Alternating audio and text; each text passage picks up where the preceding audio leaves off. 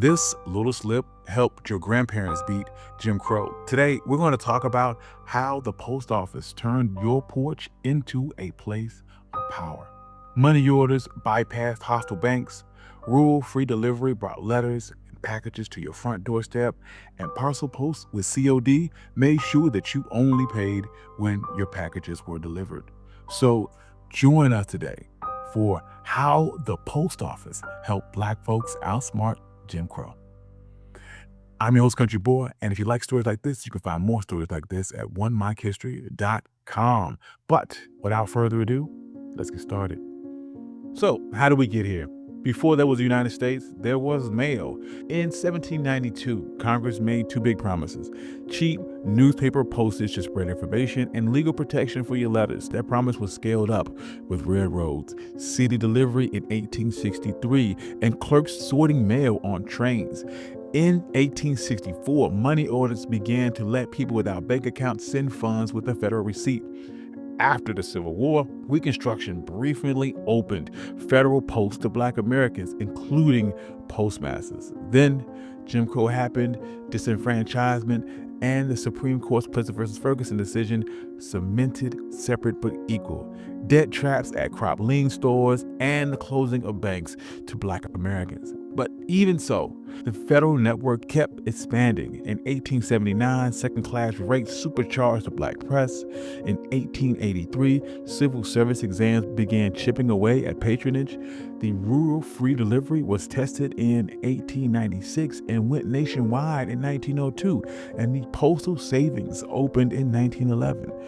All of this culminated on January 1st, 1913, with the Parcel Post launch with pay-at-the-door COD.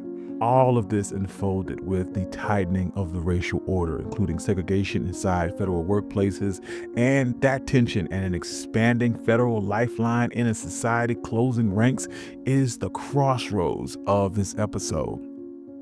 Firstly, money orders. Idea is that you pay a small fee, you got a federal receipt, and the value was sent through mail. There was no local banker needed. A church treasurer could leave Sunday service at the window, buy a money order. That receipt in her purse was federal protection. Next, rural free delivery. The mail came to your porch. There was no risky trip uptown. Carriers brought letters, newspapers, catalogs straight to rural homes. If you were a Black family on a back road, that was more than convenience. It was a shield. Sears and Montgomery Ward printed prices in ink with a faceless transaction, no storefront surveillance, no ritual of humiliation. The rural free delivery even pushed counties to name roads and number houses and provide them with decent roads with a little federal nudge. Then all of this culminated with the Parcel Post. Before that, private express companies controlled packages over 4 pounds and charged rural customers the most. The Parcel Post pulled heavy goods into a public rate. In 6 months, Americans shipped more than 300 million packages. Sears orders multiplied 5-fold within that year. Tools, seeds, canning jars, school supplies, things you needed to build a life landed on the same porch with the same prices, no matter the city that you lived in. Tied into the Parcel Post came COD, which was cash on delivery. The carrier didn't hand over the box until the exact amount was paid at the door. There was no money vanishing into the void, no begging the merchant for credit. You paid when your goods arrived. If something was wrong, there was a paper trail and the federal government behind your back. So imagine this. A mother in Mississippi fills out a postal money order. She tucks that receipt in her Bible. She mails the order to a Chicago catalog for 2 pairs of school shoes and a sack of feed. Days later, a rural carrier in khaki steps on their porch with a parcel. He won't hand it over until the exact amount is paid on delivery. She counts the bills, signs the receipts, and opens the box with her kids watching. There was no haggling, no humiliation, just what she ordered, backed by a system that the local courthouse couldn't twist. Additionally, information moved the exact same way. Discounted second-class rates in 1879 made newspapers cheap to ship. Black newspapers like the Chicago Defender, the Pittsburgh Courier, the Norfolk Journal, and Guide built Southern readers from Northern press. The Chicago Defender's call for the Great Northern Drive and the Courier's Double V campaign spread news and possibility local newspapers would not print. When officials tried to block delivery, Pullman porters hand-delivered bundles off the train. Meanwhile, inside those papers, job ads, housing leads, train schedules, legal advice, organizing calls, and real calls to action. Another facet of this was the Postal Savings, which was created in 1911. It was a government-run savings bank operated through post offices. Anyone with a few dollars could earn interest with the United States guarantee. During the bank panic of the 1930s, deposits swelled because people believed in that guarantee. Churches would save their building funds there, parents saved their tuition and train fare, and because these dollars sat inside the postal system, you could turn those savings into money orders on the spot. And through all of this, the post office was not just a service, it was an employer, it was work. Civil service exams in the 1880s opened the door just a crack. As the RFD and the Parcel Post expanded, hiring did too. By the mid-century, tens of thousands of Black Americans worked as carriers, clerks, railway clerks, and postmasters, and created one of the surest ladders into the Black middle class. Steady income plus public standing turned postal workers into NAACP leaders, union organizers, and local officials. However, these protections were real, but not absolute.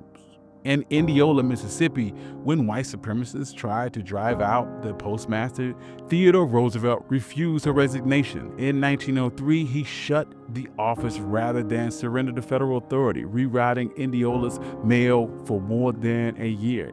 But in Lake City, South Carolina, after Fraser Baker was appointed the postmaster in 1898, a mob burned the office and murdered him and his infant daughter. Federal prosecutors brought indictments, but an all-white jury refused to convict. Without a federal anti-lynching law, even Washington's reach had hit its limits.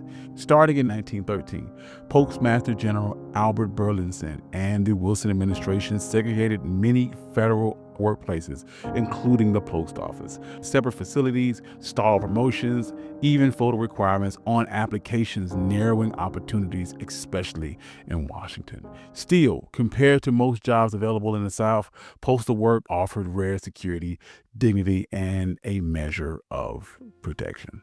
So why does any of this matter? In the short term, it offered fair price, wider choice, and transactions with dignity at home. The Crop-Lean store lost its chokehold when catalogs printed prices for all to see, and cash on delivery held the money until the goods showed up. Families could save safely, pay bills on time, and ship what they needed without asking for permission. Information flowed through local sensors, helping fuel the Great Migration with maps, job leads, and a sense of what could be possible.